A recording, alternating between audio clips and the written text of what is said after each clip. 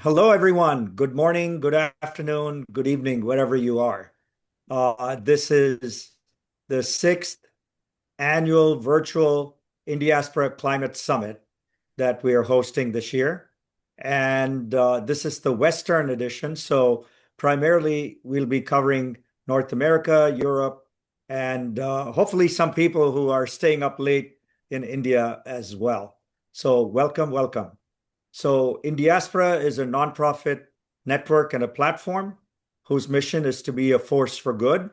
We work with the 35 million strong global diaspora and really get them to connect with each other, to connect with people across the world, and join this movement to be a force for good. Indiaspora does a lot of things online as well. We are on all the social media platforms. So you can follow us on Facebook or LinkedIn, YouTube, Instagram, and so forth. We also do a host of virtual events such as this climate summit. We also do a healthcare series. We do a lot more programming. And all this can be accessed through our newsletter that goes to over 25,000 global diaspora.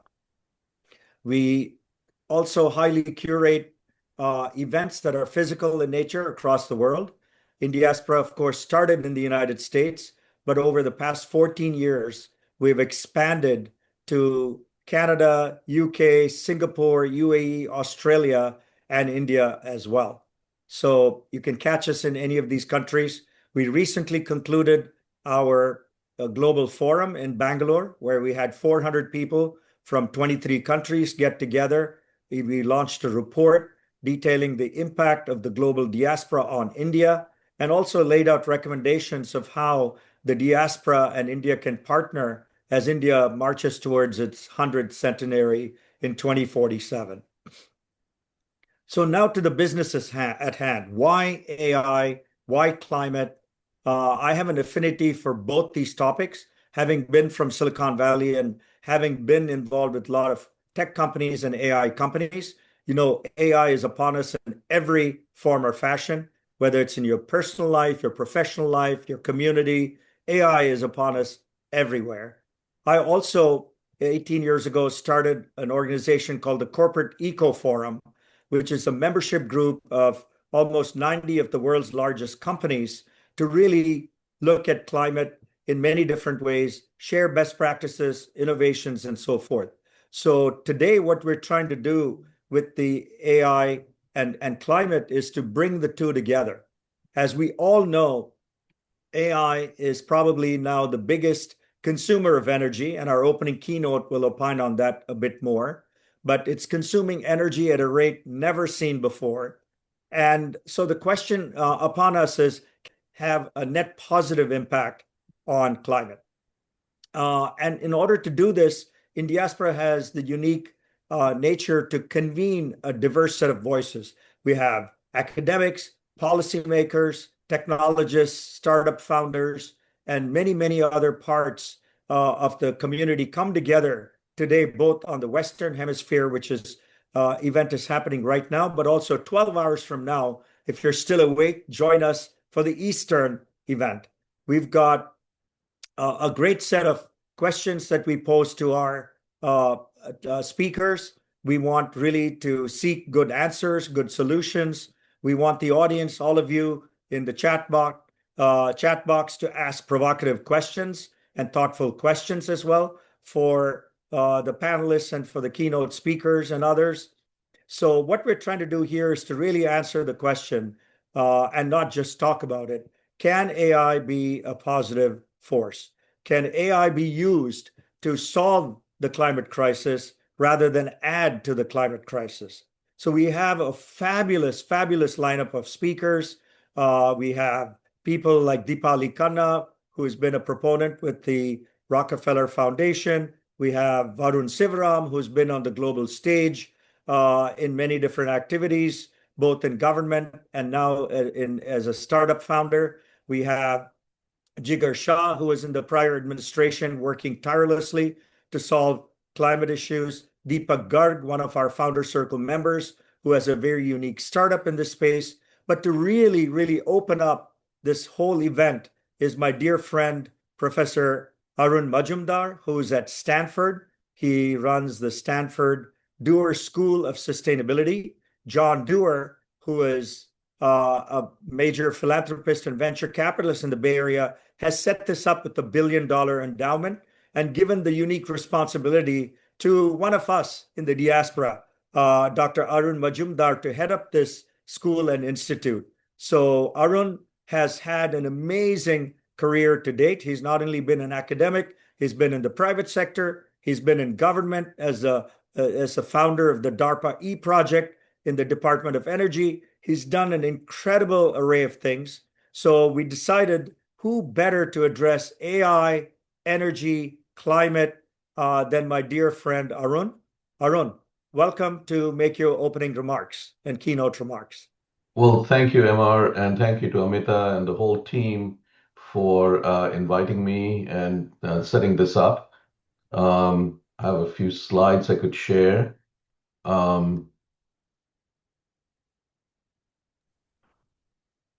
As someone just said, AI is smoking hot, and, but this is the wrong kind of smoke.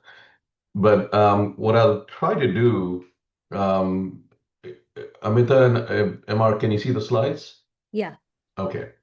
What I'll try to do is to give you a little background on what it takes to power AI.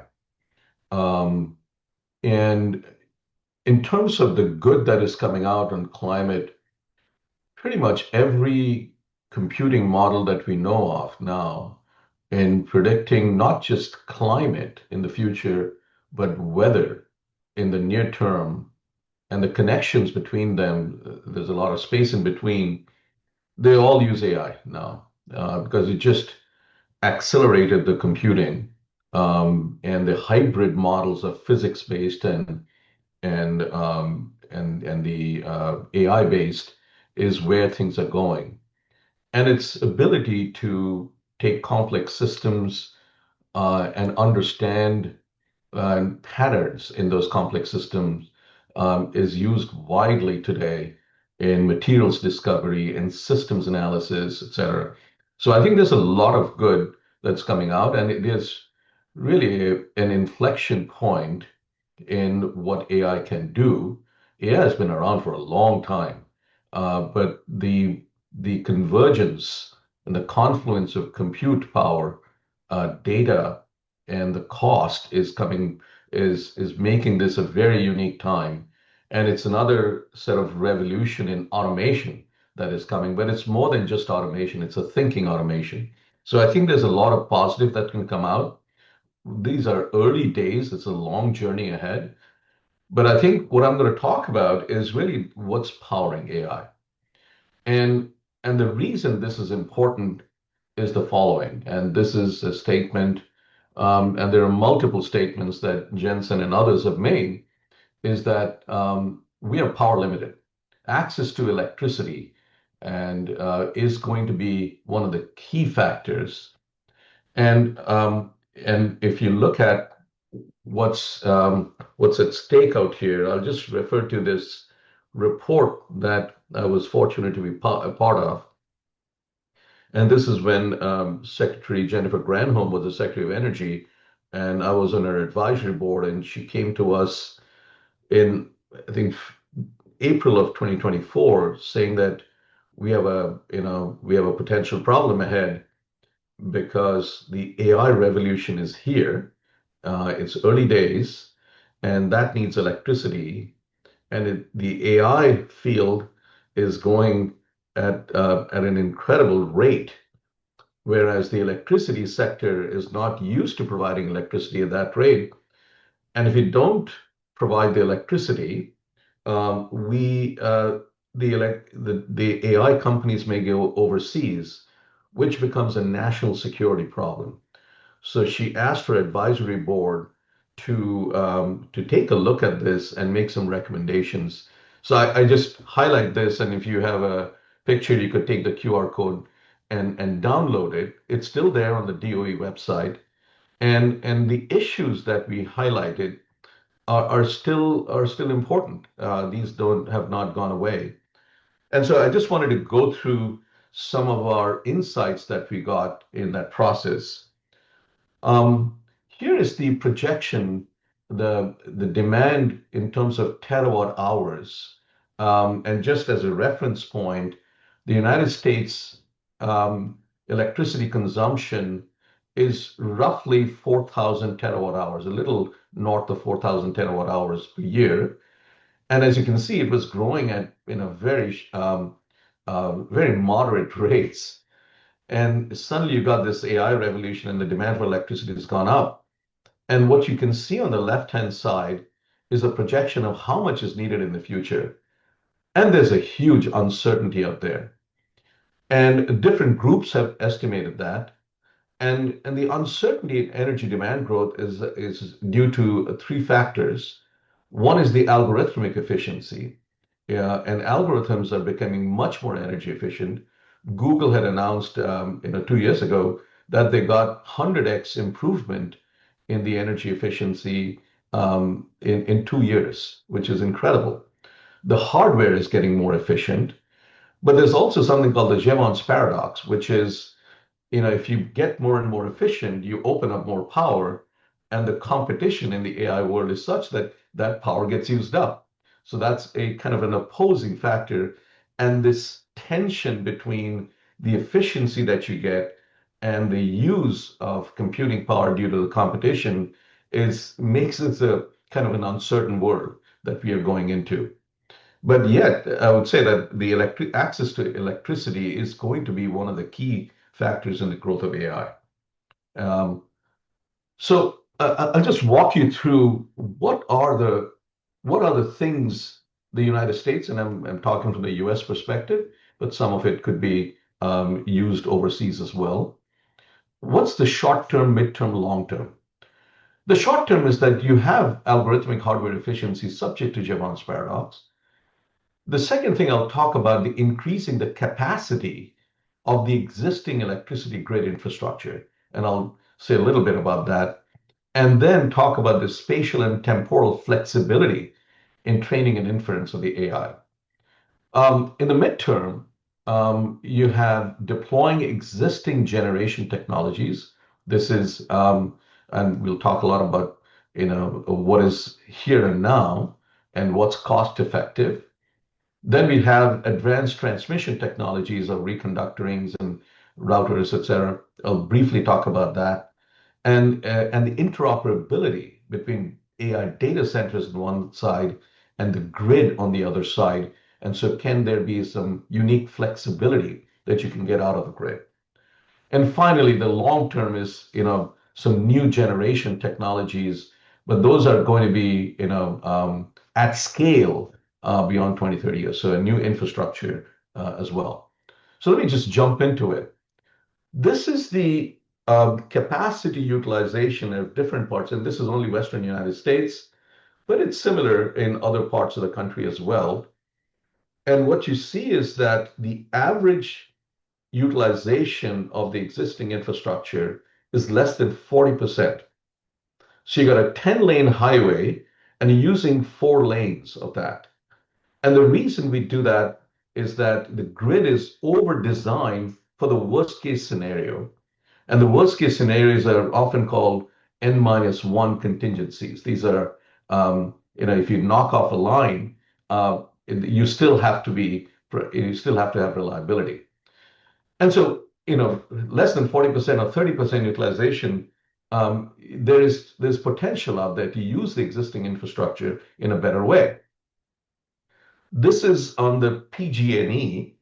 This is Portland Pacific Gas and Electric, or in California broadly.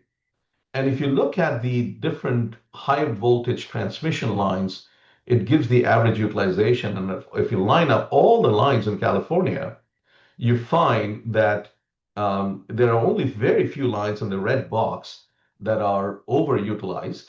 But most of the lines are not utilized very well. And so this offers an opportunity. And I'll just quickly flash some work that's going on at Stanford in our Bits and Watts initiative and our accelerator. And so the in a short-term thing is that maybe we could use the capacity in a better way. And the reason the capacity is not being used is because of the way it is designed. And if you go to a utility and say, hey, give us more power because you got 6 lanes available, and this we cannot because of the N-1 contingency. So one of the work that happened in many different places, but I'll just say a little bit on the Stanford, is to see if you could introduce other ways to take care of the contingencies in the grid. And that led to the formation of a company called GridCare. And in full disclosure, I'm a co-founder of this, is to find the capacity on the existing grid in partnership with the utility, and then essentially sell that to a hyperscaler, and thereby actually open up capacity in the existing infrastructure, which doesn't cost much money. It's really algorithmic and trying to find flexibility. So this is one kind of flexibility on the existing grid to find capacity. The other kind of flexibility is what my good friend Varun has done, and I think he's speaking in this panel, next panel, is Emerald AI, and that is the flexibility in moving around in both space and time, the algorithm, the actual AI compute power, and thereby match the uncertainty or flexibility that is needed on the grid. And this is purely in the AI, and I'm not going to take his thunder away. I'll let him explain, but it's complementary to grid care. There's also my former team at Google has started, some of the members have started Verus Power on flexibility again. Again, this is the flexibility side, which is turning out to be super important, whether it's the grid or the compute or any interface in between. I'll just highlight another company called Smart Wires. This is something we funded from RPE 10 years, 11 years, 15 years ago, which is really the router for the electricity grid. And as you know, in data, when you have routing, these are packets of information that are routed, and that's well known. But the electricity grid, there are no routers. The electricity, the power flows down the voltage like water flows down a river. There are no ways to move the power around, and that's why you get a few lines congested and most of the lines underutilized. And what SmartWires did very smartly is to be able to route the power in different directions and using different lines, and thereby have better utilization of the existing grid, and so that some of the congestion can be diverted to other parts. So these are technologies coming out, and I would say the best thing that has happened to the electricity sector is AI, because it's forcing some of these innovations to happen. I'll go very quickly through this. Different parts of the country have different amounts of capacity that is needed or generated, that is being generated or in construction right now. And so, as you can see, Northern Virginia is a really important place. And different grid operators in the country, whether it's the Midwest or PJM or ERCOT is Texas, there are different growth patterns that we are seeing. But it's really across the United States. California is actually pretty small in this. I want to say a little bit about what kind of new capacity is being installed to show that and emphasize the cost structure. And this is a chart on the levelized cost of electricity in megawatt hours. And that's what we have seen since my time at DOE, which is 2009 to now. There's some dramatic shifts that have happened. You find that the learning curves of solar and wind have come down to the point that this is now the cheapest way to produce electricity. You find geothermal coming down. I'll say a little bit about geothermal, whereas coal and natural gas are flat or maybe increasing a little bit, but nevertheless, this is not competition. This is a dramatic shift because these all have to compete in the market. And when they have to compete in the market, the levelized cost of electricity, or actually the marginal cost of electricity, becomes super important. But you're seeing a dramatic shift for the first time in human history at this scale that cleaner is getting cheaper.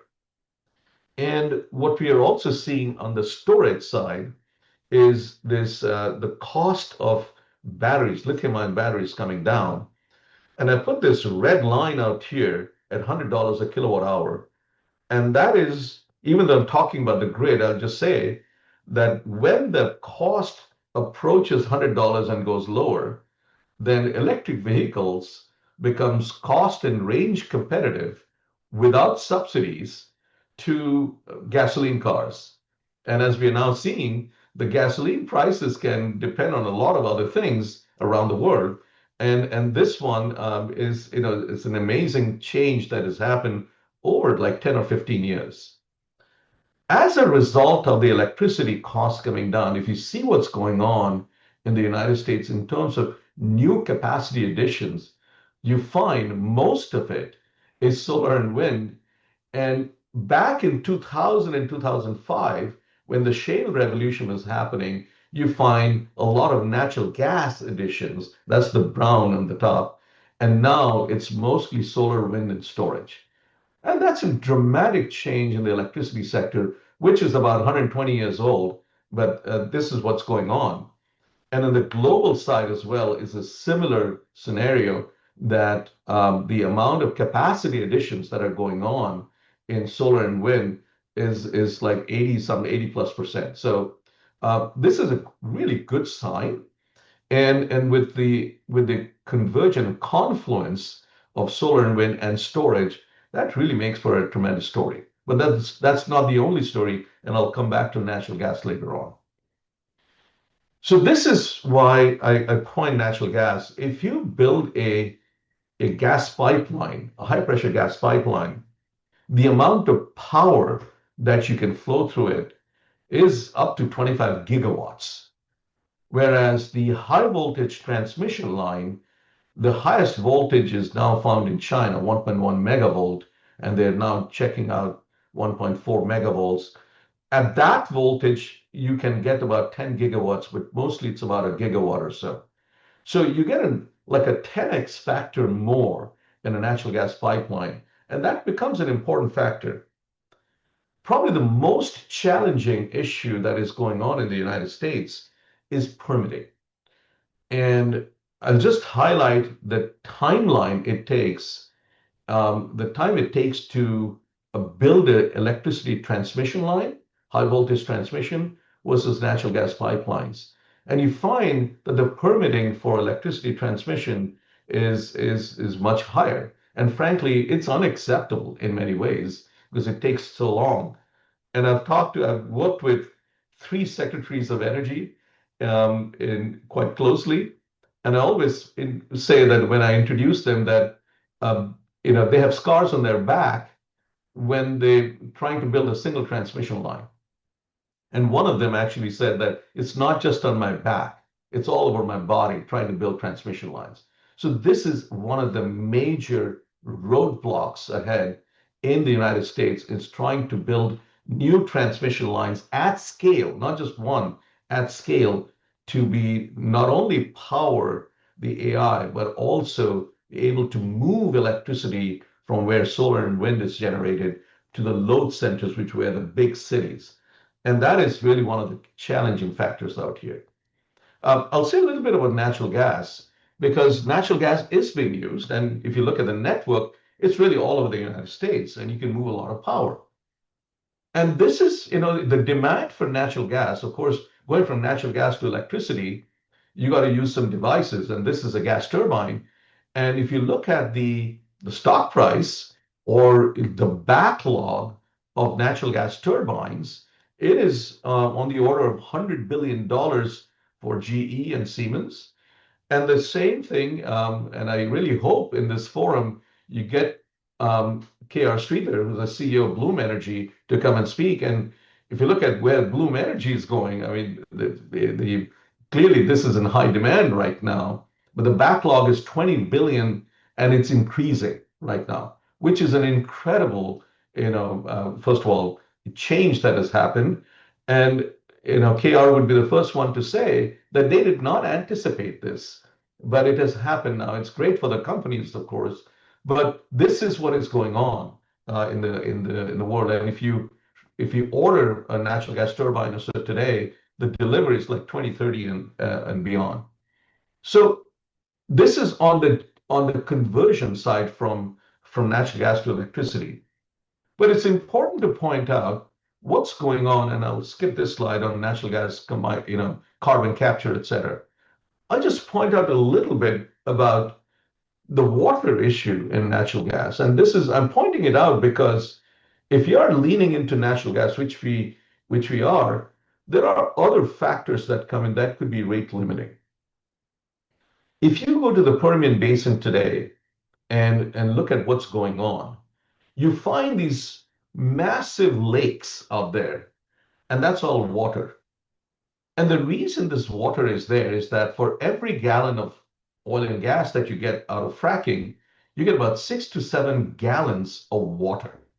And this is you push the water at high pressure, you frack it, and that water comes out. And that increase in the volume of water that needs to be disposed has gone up dramatically as well.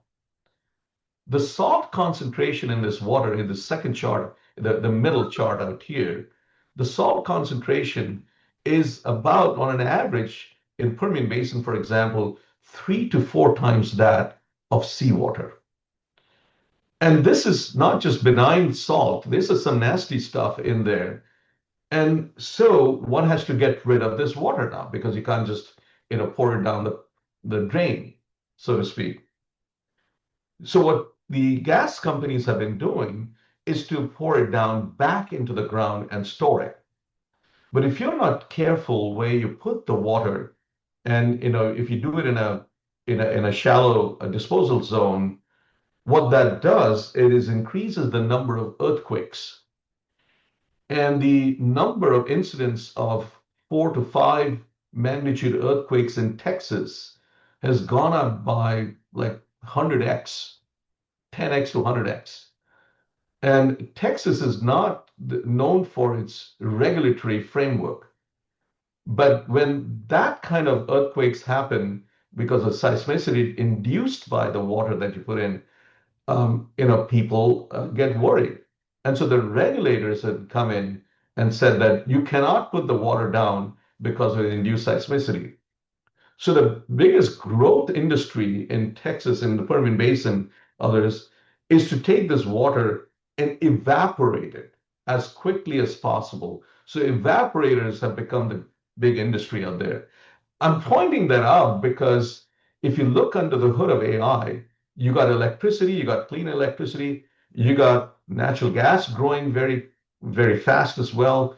But there are other factors that come in that one needs to take into account on the environmental footprint of growing AI. There are other technologies that are happening. Geothermal is an amazing place. This is a company called Fervo that actually came out of Stanford. But behind Fervo is 50 years of research in trying to cut down the cost of drilling and getting more effective in geothermal energy.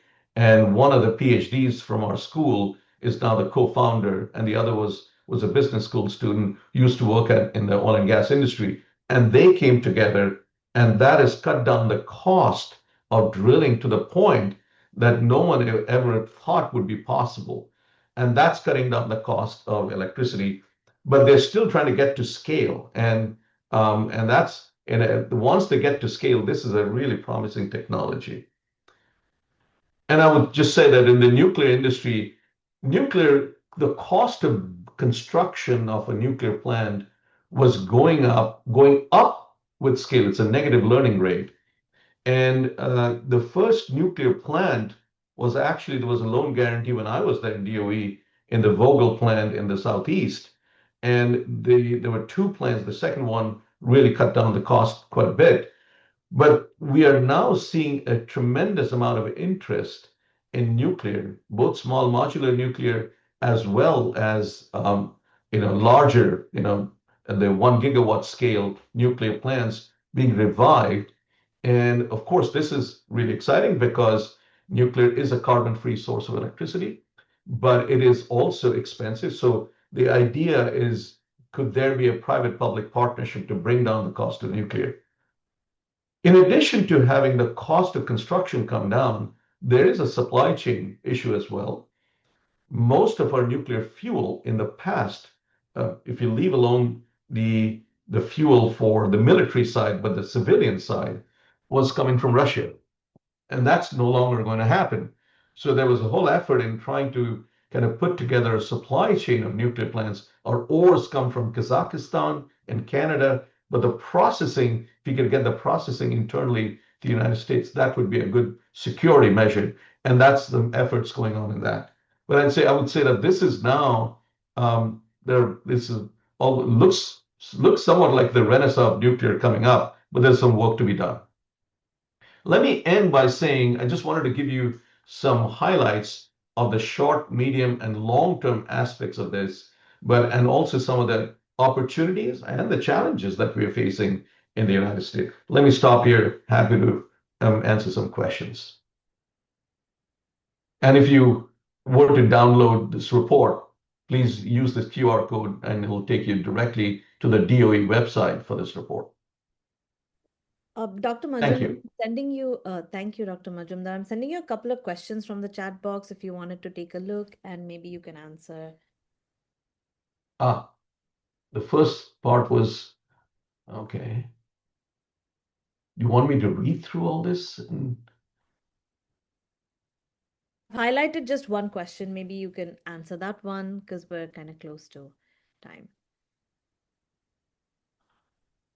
How China may take the leadership role in innovation sector. Well, China is kind of already taken the leadership role in the innovation sector in clean energy. I mean, they are, if you look at the manufacturing of solar PV and lithium-ion batteries, they dominate the market right now. And we kind of, back in 2010 or so, we saw the manufacturing of solar PV panels moving to China. And that's part of the reason Secretary Chu and I launched something called the Sunshot Initiative to actually not only develop the manufacturing, but also cut down the cost in installation and of the solar, because that turns out to be the majority of the cost. Okay, I'm looking at this. Oh, there was a time check. Sorry to go exceed. And then there was, I think the China question, that's all. Do you think quantum computing will add even more load on data centers? Quantum computing is still early, very early stage. I think actually that could lead to some efficiency. The way quantum computing works is that it solves very hard problems, which are perceived to be computationally almost impossible by what are called Turing machines, and which are today's computers. And I think if you could solve those hard problems like quantum computing in terms of energy use, that's actually more efficient that way. Having said that, what we have seen in the area of biology is what is called a protein folding problem, which DeepMind solved, was thought to be one of those really hard problems. But yet you find AI, generative AI, to actually solve the problem, which deserved the Nobel Prize in chemistry.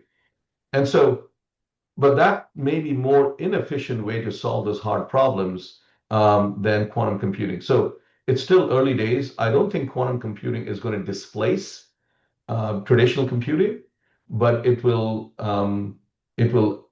be an additionality to solve some of those hard problems, hopefully in a more efficient way. Thank you so much, Dr. Majumdar. This was so insightful, your session. It was like a master class is what it felt like in energy.